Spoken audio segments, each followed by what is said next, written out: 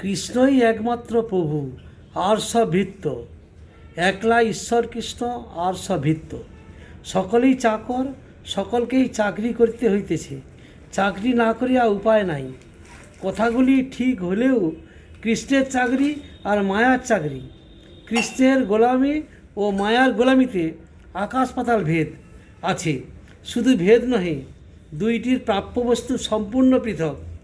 সৌভাগ্যবান সুবুদ্ধিশালী ব্যক্তি কৃষ্ণের চাকরি করেন, আর দুর্ভাগা কুবুদ্ধিজন মায়ার চাকরি করিতে ধাবিত হয়।